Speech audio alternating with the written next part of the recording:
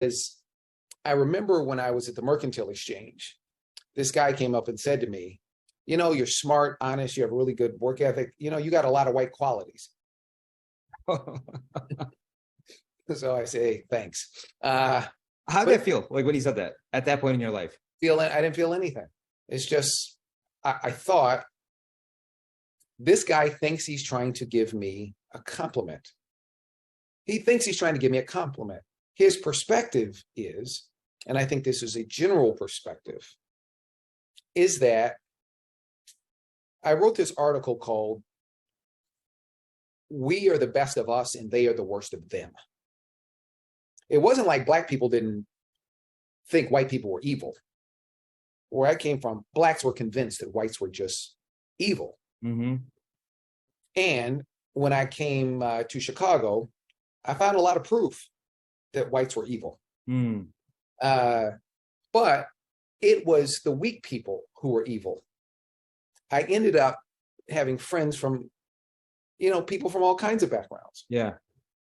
So his perspective, since he didn't really know any Black people, he just saw Black people on TV and had a perception of Black people that they're not that smart, they're athletes, they can be athletes or something like that, but they're really not that smart, they're not that honest, they're prone to criminality, low IQs.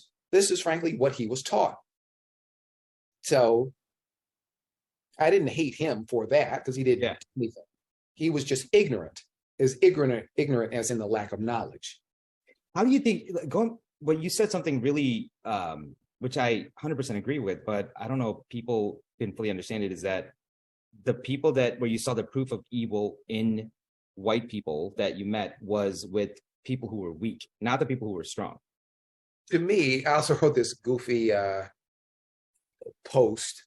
It was about weak men turn into monsters in mobs. If you're strong, you don't need to be a part of a mob. So if you're weak, you are essentially a follower. Mm-hmm. And you will adapt to the behavior, whatever the worst behavior is, because now you think that it gives you power that you don't naturally have because you're weak.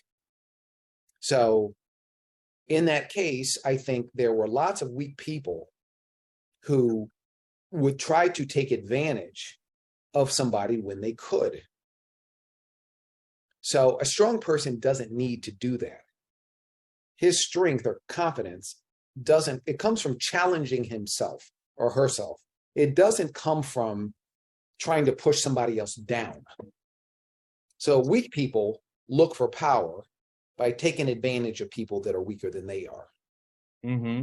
Strong person looks to challenge themselves by taking on a situation or a person that is stronger than they are.